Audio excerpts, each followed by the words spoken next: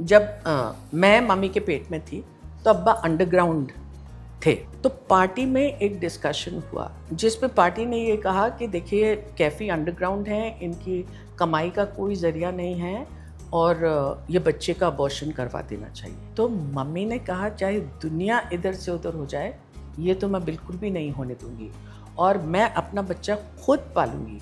और बहुत उन्होंने बहस की पार्टी से और फिर इसलिए मैं इस दुनिया में हूँ। शौकत आपा, थैंक यू सो मच। आपने हमें बचा लिया, नहीं तो इतनी हसीन अभिनेत्री हमें नहीं मिलती। कल भी आज भी गौरव के साथ। अब देखिए, आपको इतना प्यारा नाम दिया शबाना, है ना, सब शबाना कहते हैं और एक्टिंग में भी कहते हैं। और बड़ी अच्छी बात है कि जैसे किसी शायर का जिक्र होता है ना, ये कैफी का कलाम है या साहिर ने ये लिखा है, वैसे हम कहते हैं भाई शबाना ने क्या काम किया है। आप इतना बुलंद पाया आपने काम किया है, बहुत अच्छा लगता है। फर्स्ट नेम से हम कई बार आपके बारे में बात करते हैं। बाबा सर, आप बाबा कैसे हुए? आपको भी तो कुछ नाम दिया होगा ना, बड़ा निकनेम सा है आपका सबके सामने। मेरा निकनेम ही है एक्चुअली। मेरा नाम है अहमद। अहमद नहीं, अहमर, लाल रंग। अच्छा, सुर्ख। हाँ सुर्ख, हाँ। तो वो मेरा नाम, तो जब मैंने शुरू में मेरे करियर में मैंने अहमद ही रखा था। तो साउथ की कुछ फिल्में थी, उसमें अहमद आज़मी, फोटोग्राफी अहमद आज़मी ऐसा आता था, कैमरामैन अहमद। तो एक रिव्यू आया तो हमेशा वो अहमद हो जाता था ज़्यादातर। और फिर एक रिव्यू आया कि cinematography by M.R. Azmi. I please, मैंने ये टू मच हो रहा है यार, क्या करूं। तो फिर मैंने बोला चलो बाबा मेरा नाम ही है, तो फिर बाबा Azmi. That's how it became. That's his nickname. और अहमर, और मैंने बोला अहमद अहमक हो जाए उसके पहले अहमक मतलब फूल। कहाँ इम्काना हरकत कर रहे हो। तो मैं ये सोचा था, मैं कहा बेटी को इतना प्यारा नाम दिया शबाना और बाबा को नॉर्मल। मगर मेरा नाम तो उन्होंने रखा था, सरदार जाफरी ने रखा था। लेकिन मैं आपको अब्बा की एक बहुत अच्छी बात बताती हूँ कि एक मरतबा ऐसा हुआ कि वो किसी मुशायरे से लौट कर आ रहे थे। तो मैंने बोला अब्बा मुशायरा कैसा हुआ? कुछ नहीं, कोई जवाब नहीं। मम्मी जो है कहती हैं बेटे नामुमकिन है कि ये जवाब दे दें, क्योंकि ये जब आते हैं तो मुझे इतना एक्साइटमेंट होता है कि कैसा हुआ, कुछ बताएं। ये वो चुप, कुछ नहीं बताते हैं। तो मैं कुछ ब्लाउज सीने में मसरूफ़ हो जाती कि किसी तरह से मैं जो हूँ अपने एक्साइटमेंट और क्यूरियोसिटी को कंट्रोल कर लूँ। तो मैंने कहा नहीं अब्बा, ऐसा नहीं चलेगा, आपको मुझे बताना ही पड़ेगा कि कैसा हुआ आपका मुशायरा, क्या लोगों ने वाह वाह की। इसे छिचोरे लोग अपनी तारीफ करते हैं, जिस दिन बुरा पढ़ूंगा बता दूंगा। क्या बात है ये, टक करके मेरे जहन में वो बात है, जिस दिन बुरा पढ़ूंगा बता दूंगा। और वो दिन नहीं आया, क्योंकि उन्होंने कोई बुरा पढ़ा ही नहीं। और मैं ये भी सोचता हूँ कि आपकी फैमिली से 2 आइकॉनिक गाने ऐसे आए जो हमारे डिफेंस फोर्सेस का, कर चले हम फिदा, जानो तन साथ, कर चले हम फिदा, वो तो हकीकत में है ही। और बॉर्डर में जावेद साहब का लिखा गाना है, संदेश से आते हैं। कर चले हम फिदा है, संदेश से आते हैं। और एक गाना बीच में आता है जो तलत साहब, रफ़ी साहब, बुपी जी और मन्ना दे साहब ने गाया, हो के मजबूर उसने मुझे भुलाया होगा। और उसकी लाइंस आती हैं कि बंद कमरे में जो खत मेरे जलाए होंगे, एक एक हर्फ ज़मीं पर उभर आया होगा। मैं इस गाने को सुनता हूँ, मुझे लगता है ये इससे बड़ी ट्रेजेडी क्या होगी, और उसको इस तरह से उन्होंने सामने रखा। हकीकत एक ऐसी फिल्म रही जो उसने एक ऐसा स्टैंडर्ड सेट कर रखा जो अभी तक टच नहीं कर पाए, म्यूज़िक को लेकर भी टच नहीं कर पाए। कभी हकीकत के बारे में वो बात करते थे, ख़ासतौर पे एक गाना है जो सुधीर साहब पे फिल्माया गया है कि मैं ये सोच कर इसके दर से उठूं, उस दौर के बारे में बात करते थे कैफी साहब। असल में हुआ ऐसा था कि कैफी साहब की फिल्में एक के बाद एक फ्लॉप हो गई, हालांकि उनके गाने बहुत मशहूर हुए। उसकी वजह से फिल्म इंडस्ट्री में ये कैफी साहब को मनहूस मानना शुरू हो गया कि ये गाने तो बहुत अनलकी। तो चेतन साहब एक दिन आए और उन्होंने कहा कि कैफी साहब आप मेरी फिल्म के गाने लिख दीजिए। कैफी साहब ने कहा कि क्यों ख़तरा मोल ले रहे हैं, लोग कहते हैं कि मैं गाने तो अच्छे लिख लेता हूँ लेकिन मेरे सितारे गर्दिश में रहते हैं। तो चेतन साहब ने बोला कि मेरे भी सितारे गर्दिश में रहते हैं, तो क्या पता 2 माइनस मिलकर 1 प्लस हो जाएगा। और ऐसा ही हुआ और वो फिल्म इतनी मशहूर हुई, उसके गाने इतने मशहूर हुए और उसके बाद जो है बस चलता ही रहा। और आई थिंक चेतन साहब के साथ तो बड़ा गहरा राब्ता है, मदन मोहन जी के साथ उनके गाने कितने मकबूल हुए। मदन मोहन कितना आते थे घर पे और हमारे सामने ट्यून्स बनाते थे। एक फिल्म है हीर रांझा, हीर रांझा पे मैं बाद में आऊँगा, उससे पहले ये बहुत ज़रूरी है क्योंकि जिस तरह का माहौल भी इर्द गिर्द है, ये बात आनी चाहिए सामने। गर्म हवा एक ऐसी माइलस्टोन फिल्म बनकर आई जहाँ पे बहुत सारे लोग, क्योंकि तकसीम का वक्त था, बहुत लोग इधर से उधर से इधर आ रहे थे और आगरा में बेस्ड ये कहानी है। गर्म हवा इसमें चुगताई की शॉर्ट स्टोरी पर, और फिर कैफी साहब ने इसको लिखा, आगे बढ़ाया, और एम एस सत्यू की सबसे बड़ी फिल्म जो है गर्म हवा मानी जाती है। कितना गर्म हवा में खुद कैफी मौजूद थे? मुझे लगता है पूरी तरह से मौजूद थे, क्योंकि उनमें जो भावना थी और उन्होंने मुल्क की फ्रीडम के लिए जो लड़ाई लड़ी थी और उनका ये यकीन कि यही है मेरा मुल्क, ये शॉर्ट स्टोरी में तो था। लेकिन अभी मैंने रिसेंटली शमा ज़ैदी से कहीं सुना कि ये जो है कुछ शमा ज़ैदी के अब्बा ने कहा कि इसके पॉलिटिक्स बिल्कुल गलत हैं क्योंकि ये फैमिली चली जाती है पाकिस्तान। तो फिर जब अब्बा को इसमें शामिल किया तो अब्बा ने कहा ये लोग नहीं जाएंगे। तो मतलब जो पूरा एंड है, जो बलराज साहनी साहब की फैमिली है, हाँ, ये कैफी साहब ने कहा कि ये नहीं हो सकता। और फिर हुआ ये, पता नहीं वो कुछ और करते थे बलराज साहनी, लेकिन अब्बा क्योंकि कानपुर में जूता कैंड्रीज बहुत है ना कानपुर करती थी, तो अब्बा ने फिर कहा कि अच्छा इनको जो है इसका ओनर बनाएं, शॉप की फैक्ट्री। तो आप देखिए कि जिस तरह से इसमें बोलते हैं मुसलमान मेन स्ट्रीम में नहीं है भाई, अगर आपकी शू फैक्ट्री है तो इससे ज़्यादा मेन स्ट्रीम काम आप कर कैसे सकते हैं। तो बगैर किसी किस्म के प्रोपेगेंडा के जो रियल मुसलमान हैं उसकी जो कहानी है वो इतनी खूबसूरती से लिखी हुई। और मम्मी तो हमेशा ये बताती हैं कि जो फारूक शेख और गीता के बीच में जो सीन्स हैं वो कहते हैं मुझे लगता था बाबा और शबाना ही हैं। जिस तरह से वो पूरा रिश्ता और जिस तरह से वो बलराज साहनी अपनी बेटी को बोलते एक चिड़िया, इसी तरह से अब्बा बोलते थे। तो कैफी बहुत शिद्दत से उसमें इन्वॉल्व थे गर्म हवा, और यकीनन पार्टीशन पर इससे बेहतर फिल्म नहीं बनी और मुझे लगता बार बार दिखानी चाहिए। जी बिल्कुल दिखानी चाहिए।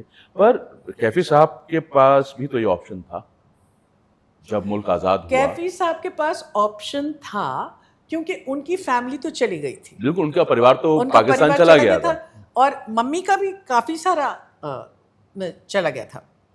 तो कम्युनिस्ट पार्टी ने इनसे कहा कि आप जाइए, आप सज्जाद ज़हीर, सिब्ते हसन और कोई और शख्स, और वहाँ जाके रेवोल्यूशन लेकर आए। 3 लोगों को रेवोल्यूशन के लिए वो पाकिस्तान भेज रहे थे। मतलब वो धुरंधर पहले प्लान कर रहे थे। सोचे कितने स्वीट कि वो समझे कि 3 लोग रेवोल्यूशन वहाँ ले आएंगे। राइट। तो मम्मी ने अपनी हील्स गाड़ दी और कहा कि खबरदार आप इसका सोचे भी, पार्टी वार्टी गई जानूं मैं अपने मुल्क से नहीं हटूंगी। तो फिर तो खैर कोई सवाल ही नहीं है। एक मिनट, तो और भी मैं आपको बहुत इंटरेस्टिंग बात बताऊं पार्टी की। मम्मी का ये कहना कि कैफी जो है सही मानों में जिसको फुट सोल्जर बोलते हैं ना कम्युनिस्ट पार्टी का, वो फुट सोल्जर थे।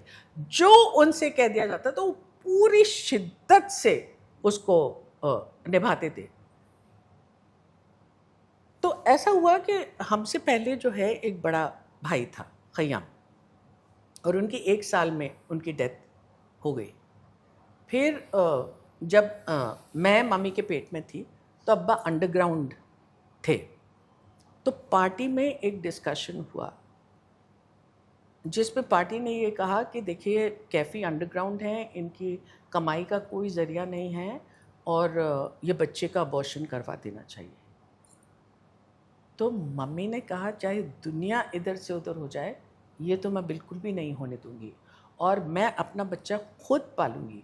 और बहुत उन्होंने बहस की पार्टी से, और फिर इसलिए मैं इस दुनिया में हूँ।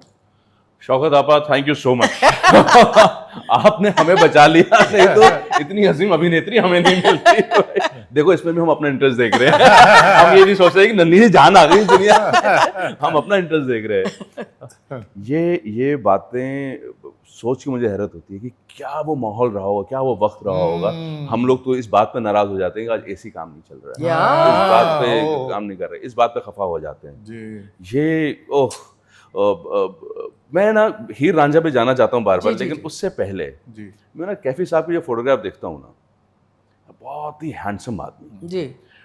अथर नाम इनको दिया गया, इन्होंने कैफी चुना। वो क्यों चुना उसके बारे में मुख्तसर आप बताएं तो बड़ा अच्छा रहेगा। पर मेरा ऑब्जर्वेशन ये है कि इन्होंने ज़मींदारी छोड़ दी, सब छोड़ दिया, लेकिन वो जो रुबाब, वो जो एक पर्सनालिटी में वो बात रहती ना, वो कहीं गायब नहीं हुई, ना आवाज़ में, ना वो हेयर स्टाइल में। वो कैसे इन्होंने रखा, या वो जैसे थे वो चलता ही रहा, या उन्होंने कॉन्शियस एफर्ट करे कि यार ये थोड़ा मैं मेंटेन करके चलूँ? मतलब ये इनकी जो अम्मा है वो कहती थी कि ये बचपन से ही बिल्कुल अकेले थे। ये 7 साल की उम्र में, हालांकि ज़मींदार फैमिली के थे, ईद के दिन नए कपड़े नहीं पहनते थे क्योंकि किसान बच्चों के पास नए कपड़े नहीं होते थे, और बहुत सेंसिटिव थे और बहुत जल्दी हर चीज़ पे रो देते थे। लेकिन फिर ये कहाँ से उनमें रुतबा आया ये तो मैं जानती भी नहीं हूँ, क्योंकि ये उनकी पर्सनालिटी का इतना टेकन फॉर ग्रांटेड। तो जावेद हमेशा ये कहते हैं कि कैफ़ी की शायरी के बारे में भी आप अगर सोचें तो आपको ऐसा लगता है कि ये स्कल्पचर है, भारी भरकम sculpture, there is nothing faint about him. तो ये उनकी पर्सनालिटी में it is just there. I am sure कि उन्होंने जितनी पढ़ाई की, बाबा और मैं तो हमेशा देखते थे कि या तो वो पढ़ते थे या लिखते थे, और तो कुछ काम वो नहीं करते थे। तो ये आपने पॉइंट आउट किया, ये बहुत अच्छी इंटरेस्टिंग बात है। लेकिन मुझे लगता है कि चाहे उन्होंने कॉन्शियसली अपने आप को ग्रूम किया है कि नहीं, मुझे नहीं मालूम था, मगर dignity is something that he has always had and is inculcated in his characters. और एक मैं मज़ेदार बात आपको बताऊं कि जावेद कहते हैं कि उर्दू शायरी का जो शायर होता है वो बहुत ही पिलपिला होता है, वो जो है मरता रहता है, वो जो है शराब पीता रहता है, वो बिल्कुल सत्यानाश होता है। और कैफ़ी जो है ऐसे नहीं थे, कैफ़ी में खुद एतमादी होती थी। वो कहते थे ऐसे लम्हे भी इश्क में आए, हुस्न से हमने नाज उठवाए। वाह वाह वाह वाह, आप सोचिए। वाह वाह वाह। नहीं जी, नाज तो उन्होंने उठवाए। और मैं उस किस्से की तरफ जाता हूँ या नहीं जाऊँ समझ में नहीं आ रहा। खून से लिखा खत भी मुझे याद आता है, जो शौकत जी के लिए लिखा उन्होंने। और आपके नाना जी ने कहा कि वो शायर जो है ये बकरे के खून से खत लिख के भेज रहा है। लेकिन अगर आप ये किस्सा सुना दे थोड़ा सा, मुझे बड़ा अच्छा, मुझे बहुत हंसी आती जब भी मैं इस किस्से की तरफ जाता हूँ ना, कि ऐसा कैसे हो सकता है कि ये जो हम प्ले करते हैं कैफी और मैं, जो जावेद साहब ने लिखा है, उसमें ये किस्सा आता है। अच्छा। तो ये मम्मी की किताब में भी है, कैफी और मैं उनकी एक किताब है, उसमें ये किस्सा लिखा हुआ है कि ऐसा हुआ था कि इनको रोक दिया गया था एक दूसरे से मिलने के लिए। तो कैफी वापस बम्बई आ गए थे, मम्मी हैदराबाद में थी। तो कुछ ऐसा वक्त आया कि वो लोग एक दूसरे से राब्ता नहीं कर पाए। तो फिर कैफी ने अपने खून से ख़त लिखकर शौकत को भेजा। तो शौकत ने वो पढ़ा और उनको चक्कर आ गए, और वो भाग के अपने अब्बा के पास गई और उन्होंने कहा चाहे दुनिया इधर से उधर, मैं सिर्फ कैफी से शादी करूँगी। इन्होंने खून से ख़त लिखा है। तो हमारे जो नाना हैं याहिया खान साहब, उन्होंने कहा देखो बेटे, ये शायरों की बात को इतना दिल पे नहीं लेना चाहिए। वो ये लिखेंगे कि हम खून से ख़त लिख रहे हैं, हालांकि वो ठंडी ठंडी छाँव में पाँव उल्टे करके एक बकरे के खून से ख़त लिख रहे होंगे। आप जो है इसको मान लेते हैं, लेकिन इसके बावजूद आप सोचिए कि कितने प्रोग्रेसिव आदमी थे। उन्होंने कहा मैं तुमको ले जाऊंगा बम्बई, बगैर घर में किसी को बताए, और वो लेकर आए ये कह के कि ये बहुत आजकल परेशान है तो मैं अपने साथ टूर पर ले जा रहा हूँ। उनको बम्बई लेकर आए, कम्यून में दिखाया कि कितनी मुश्किलात से इनकी ज़िंदगी गुजरती है, और फिर कहा कि ये मत आप कहना कि नहीं जो है ये नहीं है वो नहीं है, मैं तो वापस आ जाऊँगी। वहाँ उनकी शादी करवा दी बगैर घर में किसी को बताए, और फिर वापस गए और फिर बोला कि इन लोगों की शादी तो हम कर चुके हैं। पता, और 5 वक्त कितने नमाजी साल आदमी। पहले की बात है। सोचिए सर, हाँ, कितने प्रोग्रेसिव 1947 में उनकी शादी हुई। वाओ, ये किस्सा मुझे बड़ा पसंद आता है। ये किस्सा मैं सोचता हूँ कि ऐसे कैसे हो सकता है। हम कहते हैं कि यार लोग इतने कंजर्वेटिव थे उस टाइम पे, और ऐसा नहीं, और इतने प्रोग्रेसिव। तो मगर 5 वक्त नमाजी आदमी। हाँ, और मगर 5 वक्त नमाजी आदमी, और स्टेशन पर जब उनकी शादी हुई तो अपनी बीवी का बुर्खा उन्होंने उतरवा दिया और कहा इसको पहनने की कोई ज़रूरत नहीं। मतलब इतना प्रोग्रेसिव आदमी। और ये जो है मुझे इतना साफ याद है कि जब नाना ने कहा कि देखो फिर आप ये नहीं कहें कि नहीं इनके पास तो कुछ खाने के लिए नहीं, मैं इनके साथ नहीं रह सकती। एंड शी सेड अब्बाजान कैफ़ी तो खैर होल टाइमर हैं, लेकिन अगर ये मज़दूर भी होते तब भी मैं इन्हीं से शादी करती और अपने सर पे मट्टी ढोती और इनके साथ चलती, लेकिन शादी तो मैं कैफ़ी से ही करूँगी। कहाँ है आज ऐसी शिद्दत? नहीं है। ऐसा है क्या कुछ? नहीं है, बिल्कुल नहीं। और ये बात मैं वो कहता हूँ बहुत मोटिवेट करती है ये सारी चीज़ें। और अपने आप में अच्छा कि आपने ड्रामा बना दिया है इसका, और सब दुनिया तक पहुँच रहा है।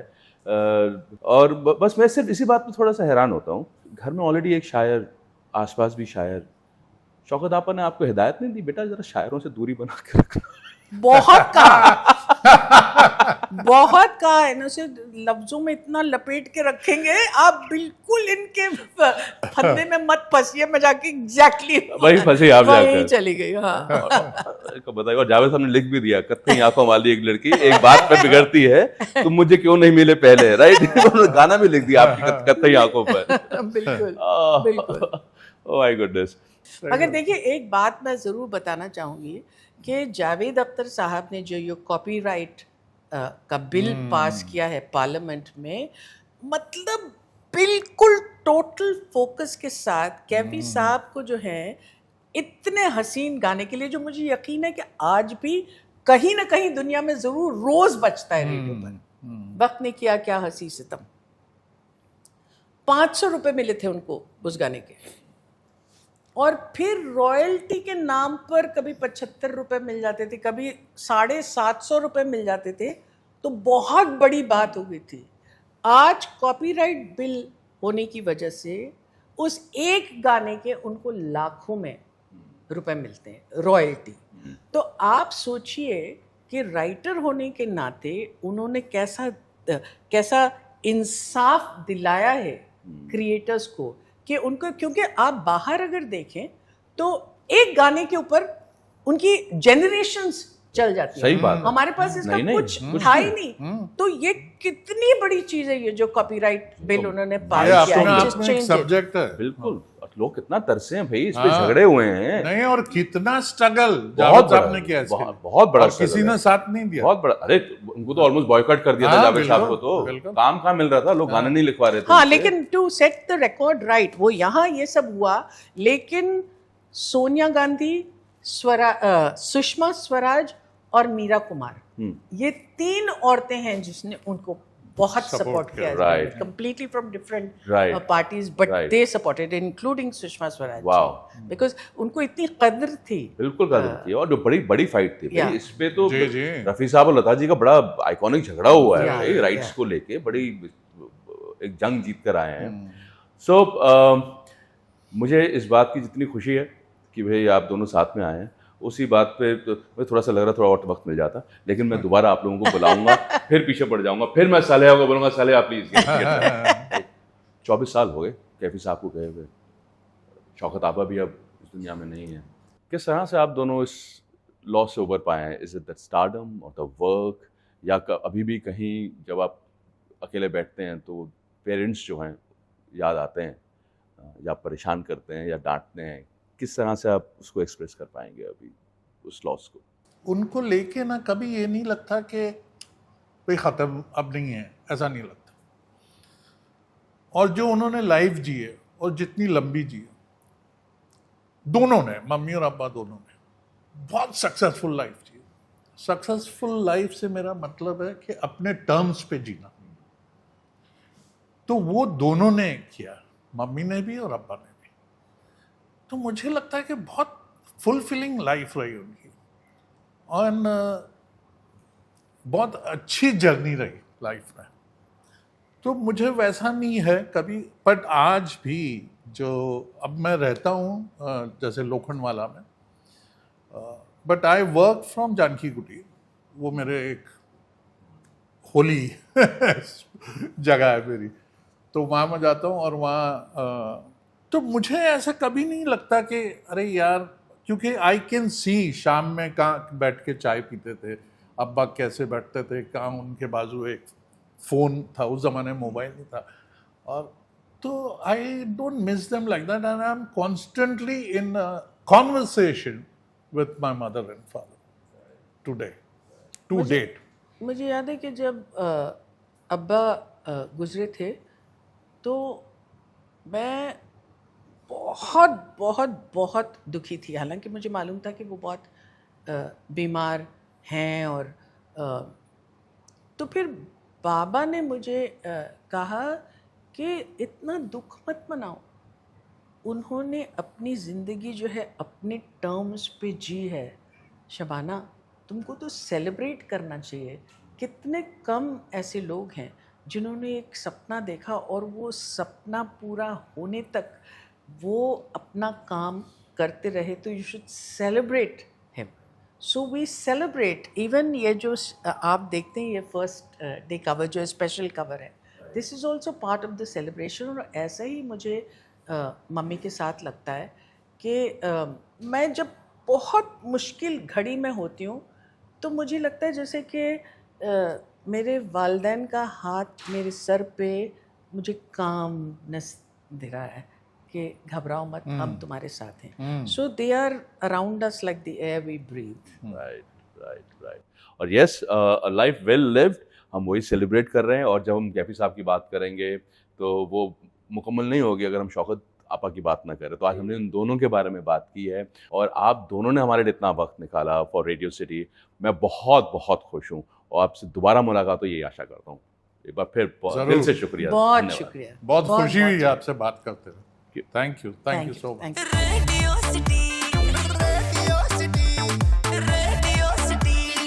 रेडियो सिटी, रग रग में दौड़े सिटी।